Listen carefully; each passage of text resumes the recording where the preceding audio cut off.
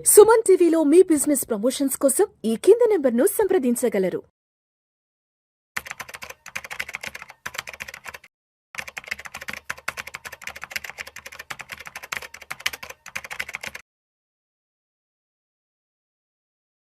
నమస్తే, welcome to Vishnu talks. నేను విష్ణు. ప్రస్తుతం నాతో పాటు NISM and CRISIL certified wealth manager Revanth Chalamala ఉన్నారు. వారితో మాట్లాడదాం. నమస్తే రేవంత్. నమస్తే అండి. Revanth, welcome to Vishnu talks and welcome to Suman TV. Thank you. Right. So Revanth, ఈ వీడియోలో కాస్త డీటెయిల్డ్గా ప్రస్తుతం జరుగుతున్న యుద్ధాలు వర్సెస్ మార్కెట్ల గురించి మాట్లాడుకుందాం.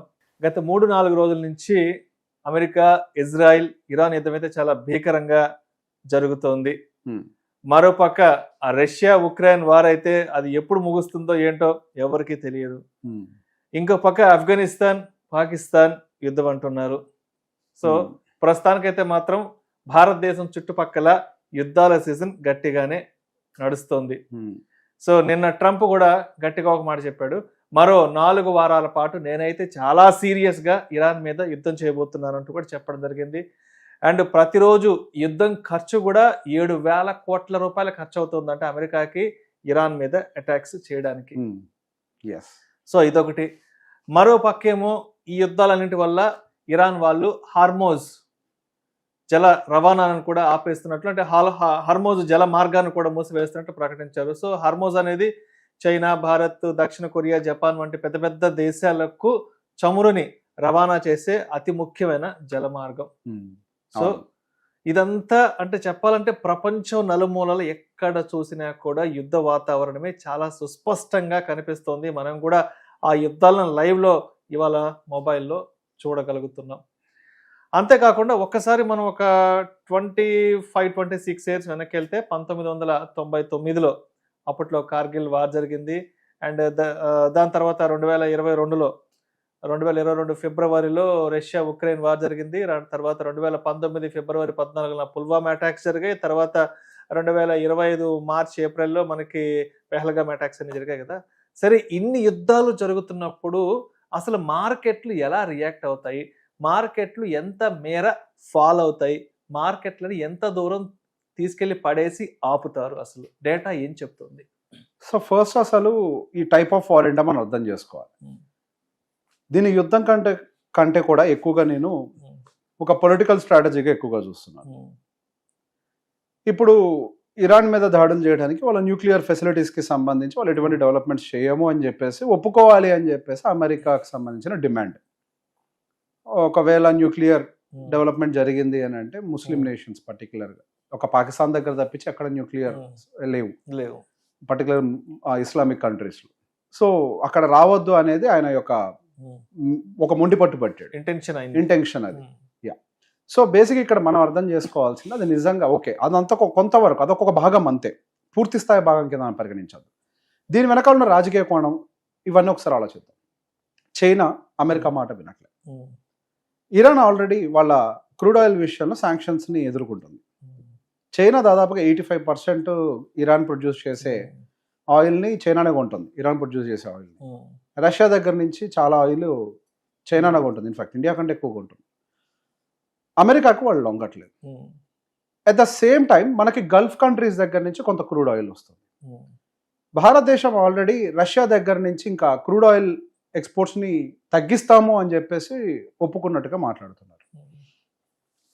ఇప్పుడు ఈ గల్ఫ్ కంట్రీస్ అన్నీ కూడా క్రూడ్ ఆయిల్ ఆగిపోయినా, ఇరాన్ క్రూడ్ ఆయిల్ ఆగిపోయినా, అటు చైనా మీద, ప్రపంచవ్యాప్తంగా ఉన్నటువంటి అన్ని దేశాల మీద కొంత ప్రెషర్ పడి అమెరికా దగ్గర నుంచి క్రూడ్ ఆయిల్ కొనాల్సిన పరిస్థితులకు కూడా నెట్టబడుతుంది.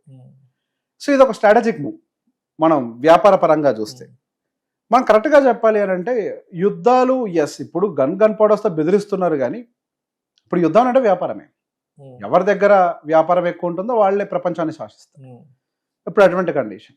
సో పొలిటికల్ యాంగిల్లో అటువైపుగా తీసుకున్నారని చెప్పేసి మనం కొంతవరకు దాన్ని నేను అసెస్ చేస్తున్నాను. మన భారతదేశానికి కూడా దాదాపుగా 40% క్రూడ్ ఆయిల్ గల్ఫ్ కంట్రీస్ దగ్గర నుంచి వస్తుంది. సో బేసిక్గా మనకి స్ట్రైట్ ఆఫ్ హార్మోస్ క్లోజ్ చేయడం వల్ల మనకు ఆ క్రూడ్ ఆయిల్ ఏదైతే గల్ఫ్ కంట్రీస్ మీద డిపెండ్ అవుతున్నామో దానివల్ల మనకి షార్టేజ్ వచ్చి మన అమెరికా దగ్గర నుంచే పెద్ద ఎత్తున పర్చేజెస్ కూడా చేయొచ్చు అని చెప్పేసి ఒక ఎస్టిమేషన్స్ కూడా కనపడుతుంది. దానివల్ల మనకి ఇన్ఫ్లేషన్ పెరుగుతుంది, క్రూడ్ ఆయిల్ ప్రైస్ కూడా పెరుగుతుంది బికాస్ అక్కడ సప్లై ఆగిపోతుంది కదా. At the same time even Iran కూడా సౌదీకి సంబంధించినటువంటి మేజర్ ఆయిల్ రిఫైనరీస్ మీద కూడా దాడి చేశాయి, అవన్నీ కూడా షట్ డౌన్ చేశారు ఆయిల్ రిఫైనరీస్ ని కూడా.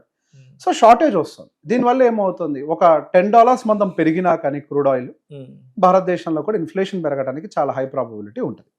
Because crude oil decides everything inflation point of view. ఇప్పుడు మన ఇన్ఫ్లేషన్ చాలా లోలో ఉండడానికి గల కారణం ఏంటి, క్రూడ్ ఆయిల్ ప్రైస్ ఎటు కదలట్లే.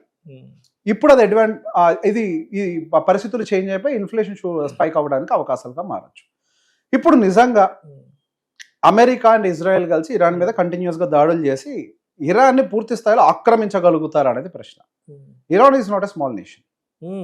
ఆఫ్ఘనిస్తాన్ విషయంలోనే వాళ్ళు చేతులు ఎత్తేసి బయటకు వచ్చేసారు, తాలిబాన్లకు అప్పచెప్పేసి ఇక మా వల్ల కాదనేది. వెన్ కంపేర్ టు ఇరాన్, వాళ్ళు ఇంకా అంటే Iran size is almost into 2x when compare to Afghanistan land size లో. ఈ మధ్య ట్రంప్ గారికి ఏంటంటే ఒక స్టైల్, ఒక ప్యాషన్ స్టార్ట్ అయింది. అయితే రాత్రికి రాత్రి లీడర్లను ఎయిర్ లిఫ్ట్ చేయాలి, లేదా లీడర్ల మీద ఎయిర్ డ్రాప్ చేయాలి. చూసాం కదా నిన్న మొన్న. ఎయిర్ డ్రాప్ చేయాలి, ఏదో ఒకటి జరగాలి, ఏదో ఒకటి చేస్తున్నాడు. సో ఇక్కడ లీడర్ పోయినంత మాత్రాన పూర్తిగా అస్తవ్యస్తం అయిపోతుంది అంటే అఫ్ కోర్స్ లీడర్ లేనంత ఆ లీడర్ లేకపోవటం వల్ల కొంతవరకు గవర్నెన్స్ అనేది దెబ్బతింటది. సో వాళ్ళు ఏమనుకుంటున్నారంటే వాళ్ళకి కావాల్సిన గవర్నెన్స్ ఏర్పాటు చేయాలనే ప్రయత్నంలో ఉన్నారు. So that Iran will be under their control, crude oil control వాళ్ళ చేతుల్లోకి వస్తుంది. That was the major agenda. అది major agenda, crude oil control వాళ్ళ చేతుల్లోకి రావాలి. సో బేసిక్ గా దీన్ని మనము డైరెక్ట్ యుద్ధము ఏదో పెద్ద ఎత్తున జరిగిపోతుంది, వాళ్ళ ల్యాండ్ ఆర్మీ ట్యాంకులు దిగిపోతాయంటే అటువంటి కండిషన్ లేదు. The attacks are only with missiles and air drops, వీటితో జరుగుతుంది అటాక్ అంతా కూడా. సో ఇటువంటి నేపథ్యంలో మన స్టాక్ మార్కెట్ బ్లడ్ బాత్ అయిపోతుంది అని చెప్పేసి అందరూ మాట్లాడుతున్నారు, కానీ ప్రాక్టికల్లీ స్పీకింగ్ అసలు ఏం పడదు మార్కెట్. 24,800 దగ్గరకు వచ్చి ఆగిపోయింది అంతే. అది అసలు ఫాలో కాదు. అటు అమెరికన్ మార్కెట్స్ అయితే అసలు పట్టించుకోవట్లే. కొట్టేవాడు బాగానే ఉన్నాడు, కొట్టించుకున్నాడు బాగానే ఉన్నాడు, మనం ఎందుకు రియాక్ట్ అవుతాం?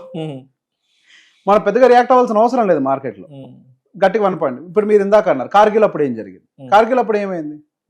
1999 కార్గిల్ వార్ జరిగినప్పుడు మన మార్కెట్ గట్టిగా 8 to 10% రియాక్ట్ అయింది. But the beauty is with in 3 to 6 months పడ్డ లెవెల్ నుంచి 30% మార్కెట్ పెరిగింది. కార్గిల్ వార్ ఆగలే, కార్గిల్ వార్ కొనసాగుతుంది, బట్ మార్కెట్ పట్టించుకోవడం మానేసింది. ఇట్ విల్ స్టాప్ ఒక రోజుకి, డిస్కౌంట్ చేసుకుని ముందరికి వెళ్ళిపోయింది. యుద్ధం మొదలు కాకముందు ఏ లెవెల్ ఉందో అక్కడి నుంచి 20% పెరిగింది మార్కెట్. సో మార్కెట్ ఒకసారి డిస్కౌంట్ చేసుకున్న తర్వాత దాన్ని పట్టించుకోదు. రెండో అంశం, ఈ యుద్ధం అనేది ఆల్రెడీ యాంటిసిపేటెడ్, ఓవర్ నైట్ జరగలే. వెనుజులా వాజ్ ఓవర్ నైట్, అది ఎవరికి తెలియదు. అక్కడ యుద్ధం ఏం జరగలే, ఎయిర్ లిఫ్ట్ డైరెక్ట్ గా. కానీ ఇక్కడ యుద్ధం జరుగుద్ది అన్న విషయం ముందే మార్కెట్స్ ప్రిపేర్ అయినాయి. కరెక్ట్ గా మనకి శుక్రవారం మార్కెట్ క్లోజ్ అయ్యే టైంకే 25,100-150 ఆ రేంజ్కి వచ్చి ఆగిపోయింది నిఫ్టీ. అంటే market has already prepared for the fall. So ముందుగానే డిస్కౌంట్ కొంత చేసింది, యుద్ధం జరిగిన తర్వాత మరి కొంత డిస్కౌంట్ చేసింది. అటు మన మార్కెట్స్ క్లోజ్ అయిన తర్వాత గిఫ్ట్ నిఫ్టీలు కానీ ఇవేవి కూడా పెద్దగా రియాక్ట్ కాలేదు. సో బేసిక్ ఈవెన్ పెహల్గామ్ అటాక్లు జరిగినప్పుడు కానీ, పార్లమెంట్ అటాక్స్ జరిగినప్పుడు కానీ, ఇట్లాంటివన్నీ జరిగినప్పుడు కూడా 1 to 1.5% మాక్సిమం, అంతకు మించి ఫాల్ ఏం పెద్దగా వచ్చినట్టుగా కనిపించలేదు మార్కెట్లో. గల్ఫ్ వార్ జరిగినప్పుడు, మనకు ఆయిల్ రిలేటెడ్ వార్స్ జరిగినప్పుడు, అప్పుడు ఆల్రెడీ మనం కొంత .com బబుల్ అటువంటి క్రైసిస్ లో, అటువంటి వాటిల్లో కొద్దిగా మనం సఫర్ అయ్యాం. అందుకంటే ఆల్రెడీ క్రైసిస్ ఉంది అక్కడ. వెన్ దేర్ ఇస్ క్రైసిస్, యుద్ధం జరిగింది, అక్కడ ఇబ్బంది అయింది. కొంత ఇబ్బంది మనం ఎదుర్కొంది రష్యా ఉక్రెయిన్ వార్ అప్పుడు, 22 February March ఆ టైంలో. రష్యా ఉక్రెయిన్ వార్ అప్పుడు కొంత ఎదుర్కొంది. ఎందుకంటే చాలా కాలం తర్వాత ఒక పెద్ద నేషన్ ఇన్వాల్వ్ రావడం. ఒకవైపు అమెరికా నాటో కూటమి అంతా ఉక్రెయిన్ కి సపోర్ట్ చేయటం, కూటమి ఒకవైపు, రష్యా ఒకవైపు నుంచోవటం. సో మార్కెట్ అక్కడ కూడా ఎక్కువ రోజుల కింద లేదు, వెంటనే దాన్ని బాటం చేసుకుని పైకి వెళ్ళిపోయింది. అక్కడి నుంచి మార్కెట్ న్యూ హైస్ ని చేసుకుంటూ వెళ్ళిపోయింది. ఈ రోజుకి రష్యా ఉక్రెయిన్ వార్ ఆగలేదు. రోజుకొక న్యూస్, మొన్న కూడా బాంబింగ్ చేశారని చెప్తున్నారు. ప్రతిరోజు ఒక న్యూస్ జరుగుతూనే ఉంది. మార్కెట్ పట్టించుకుంటుందా? మార్కెట్ కొంతకాలం వరకే ఒక దాన్ని డిస్కౌంట్ చేసే ప్రయత్నం చేస్తుంది. Once it is discounted, market will not bother. The only concern is about the crude oil now, not about the war. ఇందాక నేను చెప్పింది అందుకే స్టార్టింగ్ లో ఎనాలిసిస్ అంతా, అసలు యుద్ధం సమస్య కాదు మనకి, మన సమస్య క్రూడ్ ఆయిల్. సో ఈ క్రూడ్ ఆయిల్ కి సంబంధించి మనం అమెరికా దగ్గర నుంచి బై ఫోర్స్ కొనాల్సి వస్తుందా? గల్ఫ్ నేషన్స్ దగ్గర నుంచి మనకు ఆప్షన్ లేదు. Political strategy. యుద్ధం జరిగితే ఖచ్చితంగా వాళ్ళు అది ఆపుతారనే విషయం అమెరికాకి తెలుసు. ప్రపంచానికి క్రూడ్ ఆయిల్ సరఫరా తగ్గిపోద్దని తెలుసు. దాని ఆల్టర్నేటివ్ సోర్స్ ఏంటి? రష్యా మీద ఆల్రెడీ శాంక్షన్స్ ఉన్నాయి, రష్యా దగ్గర నుంచి ఎవరు కొనలేరు. ఆల్టర్నేటివ్ సోర్స్ ఏంటి? అమెరికా. సో అమెరికా దగ్గర నుంచి క్రూడ్ ఆయిల్ కొనాలి. అమెరికా దగ్గర నుంచి క్రూడ్ ఆయిల్ కొంటే వాళ్ళ డాలర్ విలువ మళ్ళీ స్టేబుల్ అవుతుంది, because they only trade in dollars. ఇప్పుడు ఇరాన్ తోటి చైనా అది క్రూడ్ ఆయిల్ డీల్ చేస్తుంది, చైనా డాలర్లో చేయట్లేదు, వాళ్ళు లోకల్ కరెన్సీతో చేస్తున్నారు. వాళ్ళు యువాన్ అంటారా, దాంతో లోకల్ కరెన్సీతో ట్రేడ్ చేస్తున్నారు. ఇరాన్ దగ్గర నుంచి ఏదైతే క్రూడ్ ఆయిల్ కొంటున్నారో ఇప్పుడు వాళ్ళు ఆ కరెన్సీతో ఏం చేస్తున్నారు? చైనా దగ్గర నుంచి డిఫెన్స్ కొంటున్నారు. సో చైనా బెనిఫిట్ అవుతుంది. ఇప్పుడు ఏమవుతుంది? చైనా కూడా అనాథ అవుతుంది ఆ విషయంలో. క్రూడ్ ఆయిల్ సప్లై లేదు. రష్యా అయితే రష్యా దగ్గర నుంచి కొద్దిగా పెంచాలి, కానీ అంత సప్లై రాదు. ఆల్టర్నేటివ్ సోర్స్ అంటే అమెరికా మళ్ళీ. సో బై ఫోర్స్ ఇక్కడ కేవలం యుద్ధం చేసి ఇరాన్ని అనర్చడమే కాకుండా క్రూడ్ ఆయిల్ సప్లైని తగ్గించేసి, ఇప్పుడు ఆల్రెడీ వెనుజులా క్యాప్చర్ చేశారు, ఇప్పుడు అక్కడ ప్రొడక్షన్ చేయాలి అని అంటే కంపెనీలు భయపడుతున్నాయి. అరే ప్రతిసారి ఏదో ఒక గొడవ అవుతుంది, మళ్ళీ మీ కంపెనీలు పెట్టడం, అక్కడ ఏదో గవర్నమెంట్ వచ్చి కంపెనీలు మూపియటం, ఇవన్నీ జరుగుతున్నాయి. ఇప్పుడు ఏమవుతుంది? డిమాండ్ మేము ఇస్తున్నాం మీకు, ప్రపంచంలో గల్ఫ్ దగ్గర నుంచి ఇంకెవరు క్రూడ్ ఆయిల్ కొనలే పరిస్థితులు ఇప్పుడు లేరు, ఇప్పుడు ఒక డీల్ మీతో చేపించేస్తాం. స్ట్రాటజీ ఇదంతా, బిజినెస్ స్ట్రాటజీ. ఇప్పుడు ఏమవుతుంది? అమెరికాకి పవర్ పెరుగుతుంది. యుద్ధం అంతా ఇప్పుడు ఎనర్జీ చుట్టూ తిరుగుతోంది, ఎనర్జీ చుట్టూతా. సో బేసిక్ గా రానున్న రోజుల్లో అయినా సరే మార్కెట్ ఇప్పుడు ఏదైతే డిస్కౌంట్ అయిందో దానికి మించి పెద్దతులు రియాక్ట్ అవ్వాల్సిన అవసరం లేదు. నిజంగా థర్డ్ వరల్డ్ వార్ ని ఎఫోర్డ్ చేసే కండిషన్ అమెరికా ఉందా? ప్రాక్టికల్లీ వడ్డీలు కట్టడానికి డబ్బులు లేవు వాళ్ళ దగ్గర, వాళ్ళు తీసుకున్న అప్పులకి. వాళ్ళు చాలా ఫైనాన్షియల్ క్రంచ్ లో ఉన్నారు చాలా రోజులు. వాళ్ళు ప్రభుత్వం నడపడానికి డబ్బులు లేక గవర్నమెంట్ షట్ డౌన్ అయ్యేలా. అమెరికా గవర్నమెంట్ మన డిసెంబర్ ఆ టైంలో గవర్నమెంట్ షట్ డౌన్ చేశారా వాళ్ళు? వాళ్ళు ఎప్పటికప్పుడు దాన్ని పెంచుకుంటూ పర్మిషన్లు తీసుకుంటూ వాళ్ళే నెట్టుకుంటూ వస్తున్నారు. How can they afford world war? వాళ్ళకి అటువంటి సిచ్యువేషన్ ఏం లేదు. ఇదంతా కూడా బెదిరింపు చర్యలు, కంట్రోల్లోకి తీసుకోవాలి. క్రూడ్ ఆయిల్ వాళ్ళ కంట్రోల్లో ఉండాలి. క్రూడ్ ఆయిల్ వాళ్ళ కంట్రోల్లో ఉంటే డాలర్ వీక్ అవ్వదు. ఇప్పుడు డీడాలరైజేషన్ మూవ్మెంట్ పెద్ద ఎత్తున పొందుకుంది. ఇప్పుడు దాన్ని సప్రెస్ చేయాలి అని అంటే క్రూడ్ ఆయిల్ కంట్రోల్లో పెట్టుకోవాలి. ప్రపంచం నడిచేది ఎనర్జీ మీద. ఇప్పుడు ఎనర్జీని కంట్రోల్లో పెట్టుకునే ప్రయత్నం చేస్తున్నారు, అంతే, అంతకుమించి ఏం లేదు. సో బేసిక్ గా దీన్ని వాణిజ్య యుద్ధంగానే ఎక్కువగా చూస్తున్నాను. అటాక్ చేయడం ఇదంతా ఓకే, ఇదంతా సినిమాలో కనిపించేదే. ఎప్పుడైనా ఒక మాట చెప్తా, స్టాక్ మార్కెట్ కానీ పాలిటిక్స్ కానీ హెడ్లైన్స్ మీద నడవు. రీడ్ బిట్వీన్ ద లైన్స్ అని చెప్పి కాన్సెప్ట్ ఉంటుంది కదా. We have to read between the lines. యాక్చువల్గా ఏం జరుగుతోంది, ఫస్ట్ పేజ్కి లాస్ట్ పేజ్కి మధ్యలో కనెక్షన్ ఉంటుంది. ఇవాళ వచ్చిన హెడ్లైన్ కి 2 నెలల క్రితం వచ్చినటువంటి ఒక లాస్ట్ పేజ్ ఆర్టికల్ కి కనెక్షన్ ఉంటుంది. ఎగ్జాక్ట్లీ. మన ఈ కనెక్షన్ ఎస్టాబ్లిష్ చేసినప్పుడే అసలు ఇది ఎటువైపుగా దారితీస్తుంది అనే విషయం మనకు క్లారిటీ వస్తుంది. సరే, నిజంగానే మన క్రూడ్ ఆయిల్ వాళ్ళ దగ్గర నుంచి కొనడం వల్ల క్రూడ్ ఆయిల్ ప్రైజెస్ పెరగడం వల్ల ఇన్ఫ్లేషన్ పెరుగుతున్న భయం ఉందనుకోండి, పెరగనియండి. ఇప్పుడు మన ఇన్ఫ్లేషన్ ఎక్కడ ఉందండి? నియర్ టు జీరోలో ఉన్నాం మనం. ఆర్బీఐ కంఫర్ట్ జోన్ అంటే 4%.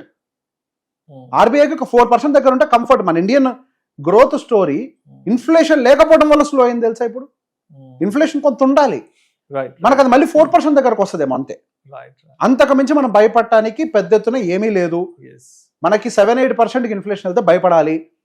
వస్తే 4కి వస్తుంది, లేదా 5కి వస్తే 6కి వస్తుంది. ఆర్బీఐ కంఫర్ట్ జోనే అది. 4+or-2 we called RBI comfort zone. But 4 దగ్గర మెయింటైన్ చేయడానికి ట్రై చేస్తారు, అంతే తేడా. So whatever the inflation spikes ఇవన్నీ జరుగుతాయో ఏది కూడా భారతదేశాన్ని ఇంపాక్ట్ చెయ్యదు. ఇక్కడ ఒకటే ఆలోచించాల్సింది ఏంటి అని అంటే, పెరుగుతున్నటువంటి క్రూడ్ ఆయిల్ ని కంపెనీలు భారంగా భరిస్తాయా, పాస్ ఆన్ చేస్తాయా? పాస్ ఆన్ చేసాయి అనుకోండి, వాళ్ళ రెవెన్యూస్ ఇంక్రీజ్ అవుతాయి, వాళ్ళ నెట్ మార్జిన్స్ పెరుగుతాయి. వాళ్ళ నెట్ మార్జిన్స్ అనే పర్సంటేజ్ మీద పెట్టుకుంటారు కదా, రెవెన్యూ మీద పర్సంటేజ్ ఉంటుంది వాళ్ళకి, నెట్ మార్జిన్స్ పెంచుకుంటారు. ఇన్ఫ్లేషన్ పెరగటం వల్ల మన ఇండియన్ స్టాక్ మార్కెట్ కి మంచి జరుగుతుంది. ఇప్పుడు ఇన్ఫ్లేషన్ పెరగాలి, వీక్ గా ఉండడం వల్లే మార్కెట్స్ పెరగట్లేదు. అదేంటి అంత డేటాస్ బాగున్నాయి, ఇన్ఫ్లేషన్ లో ఉంది, జీడిపి అద్భుతంగా ఉంది, కానీ మార్కెట్లు పెరగట్లేదు అన్న క్వశ్చన్ మార్క్ అందరికీ ఉంది కదా, ఎందుకంటే ఇన్ఫ్లేషన్ లేదు. ఇన్ఫ్లేషన్ కొంత ఉండాలి. రైట్. సో రేవంత్, ఇప్పుడు లాస్ట్ 18 months నుంచి మార్కెట్స్ అయితే కంప్లీట్ వాలటాలిటీలో, కంప్లీట్ నెగటివ్ రిటర్న్స్ లో ఉన్నాయి.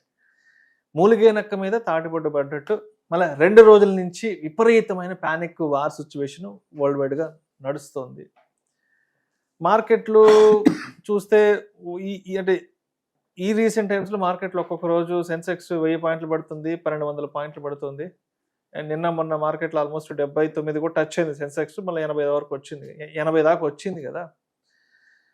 సో అసలు ఈ వార్ సిచ్యువేషన్ అంతా మళ్ళీ ఎప్పటికీ కొంత రెజ్యూమ్ అయ్యి మళ్ళీ మార్కెట్స్ కూడా ఎప్పుడు రెజ్యూమ్ అయ్యి మళ్ళీ మార్కెట్లు ముందుకు దూసుకెళ్ళే అవకాశం ఉందంటారు?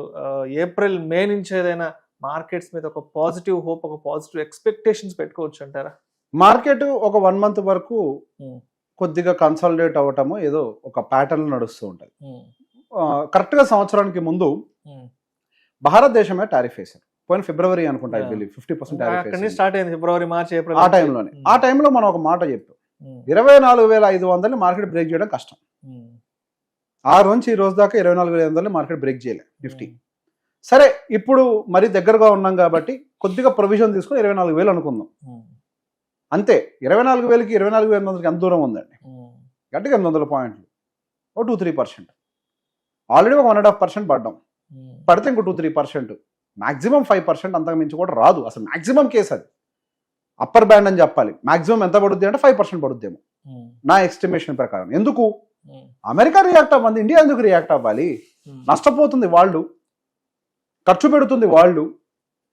భారతదేశానికి కొంతవరకు మేబీ ఇన్ఫ్లేషన్ పెరుగుద్దన్న భయం ఉండొచ్చు, కానీ నేను ఒక ఇన్వెస్టర్ పాయింట్ ఆఫ్ వ్యూలో ఆలోచిస్తున్నా. నేను ఒక జనరల్ ఆడియన్స్ పాయింట్ ఆఫ్ వ్యూలో కాదు. Inflation is needed for India now. Inflation పెరగాలి, మన మంచిగా జరుగుతోంది ఇది. ఇన్ఫ్లేషన్ పెరగడం వల్ల కంపెనీ రెవెన్యూస్ గ్రో అవుతాయి over the period of time. It's good for market and economy. So going further నా అంచనా మేరకు నెక్స్ట్ 1 month, సరే లగ్జరీ కోసం 2 months తీసుకుందాం. ఏప్రిల్ దాటిన తర్వాత మార్కెట్స్ కిందకి వెళ్ళడానికి అవకాశాలు తక్కువ. కిందకి వెళ్ళవు, పైకి వెళ్ళడానికే ప్రాబబిలిటీ ఎక్కువ ఉంది. ఓకే, సి మార్కెట్స్ అసలు ఏం రియాక్ట్ అవ్వలేదు. ఏం పడ్డదండి మార్కెట్? పీక్ ఏమో 26,300, ఇప్పుడు మార్కెట్ యావరేజ్ 25,000 వేసుకోండి, 1,300 పాయింట్ల ఫాలా. అది అసలు మనం పట్టించుకునే ఫాలేనా అది? మార్కెట్లు పడలే. మార్కెట్లు 20, 30, 40, 50, 60% కూడా పడతాయి. పడ్డాయా? పడలే. మొన్న వచ్చిన ఫాల్లో కూడా ఎంత పడ్డదండి? నిఫ్టీ గట్టికి 17% పడ్డది, స్మాల్ క్యాప్ 20% పడ్డది. ఇప్పుడు అంతకు మించి ఏం లేదు కదా. ఇది డిస్కౌంట్ సేల్. రేపు ఖచ్చితంగా మార్జిన్స్ అన్ని రికవర్ అవుతాయి. రేపు మార్చ్ తర్వాత మళ్ళీ కంపెనీ నెంబర్లు పోస్టింగ్లు వస్తాయి. ఎన్ని రోజులు ఒకటే బ్యాడ్ న్యూస్ వింటూ ఉంటాం? ప్రతి company end of the day పనిచేసేది దేనికి? లాభాలు బాట పడడానికి. వాళ్ళ పనులు ఆల్రెడీ చేస్తున్నారు వాళ్ళు. Today or tomorrow they will announce their good results. ఒకసారి గుడ్ రిజల్ట్స్ వస్తాయని ఎస్టిమేట్స్ వచ్చినా చాలు, from next quarter we will revive అన్నా చాలు. రేవంత్, ఇంకొక విషయం స్పష్టంగా చెప్పండి రేవంత్. ఇప్పుడైతే మార్కెట్లలో చాలా స్పష్టమైన డిస్కౌంట్ సేల్ నడుస్తుందో, లేదంటే మార్కెట్లు చాలా డిస్కౌంట్ చాలా లోలో ఉన్నాయి అని అందరూ చెప్తున్నారు. ఎస్, మనం కూడా మాట్లాడుకున్నాం.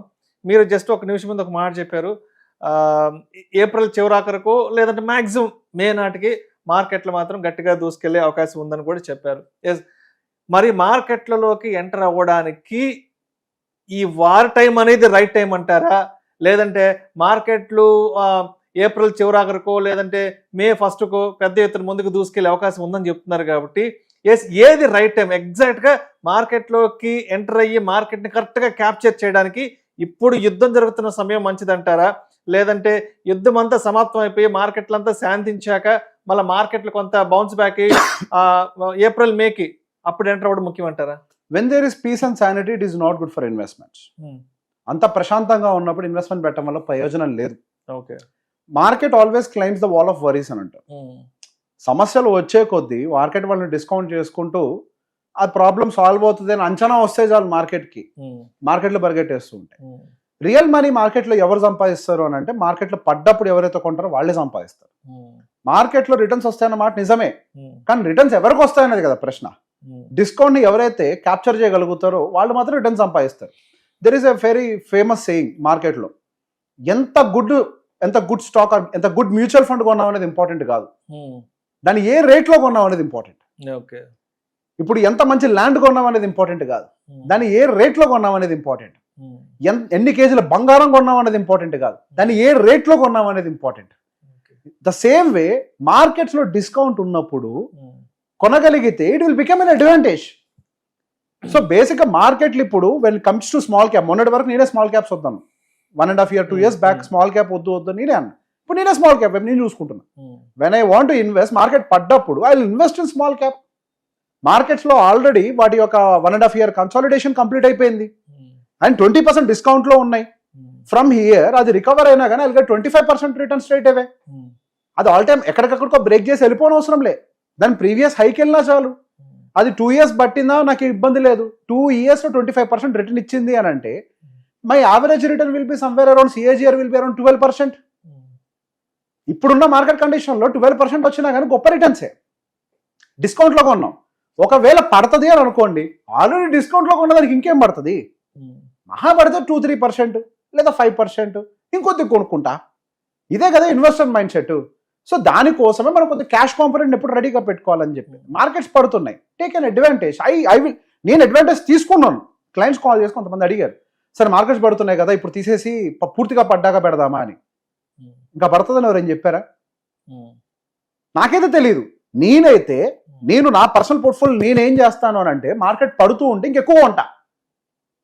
అంతేగాని నేను బయటికి తీసి మళ్ళీ మార్కెట్ పడ్డాక కొందామని ఎదురు చూడను. మార్కెట్ పడుద్దా పెరుగుద్దా ఇక్కడ టైమింగ్ చేయొద్దు. పడుతున్నప్పుడు టైమింగ్ చేయడం ఏంటి? మార్కెట్ పెరిగినప్పుడు టైమింగ్ చేయాలి పడుద్దేమో అని. పడ్డ తర్వాత టైమింగ్ చేయకూడదు. ఇక పడ్డ తర్వాత పెట్టడమే మార్కెట్లో డబ్బులు పెట్టుకుంటూ పోవాలి అంతే. పెట్టుకుంటూ పోతే ఒక పీరియడ్ ఆఫ్ టైం మనకు డెఫినెట్ గా రిటర్న్స్ వస్తాయి. ఇప్పుడు ఆల్రెడీ ఒక 5 year ట్రెంచ్ ఉంటే మనకి మంచి రిటర్న్స్ వస్తాయని అంటారు. ఈ 5 year ట్రెంచ్ లో 1.5 year కన్సాలిడేషన్ జరిగింది కదా. ఇక నెక్స్ట్ మిగిలింది ఏంటి? There are only 3 probabilities in market. అయితే పైకి వెళ్ళాలి, లేదా కిందకి వెళ్ళాలి, లేదా అక్కడక్కడే తిరగాలి. మార్కెట్ కిందకి వెళ్ళింది, అక్కడక్కడ తిరిగింది, బ్యాలెన్స్ ఏముంది?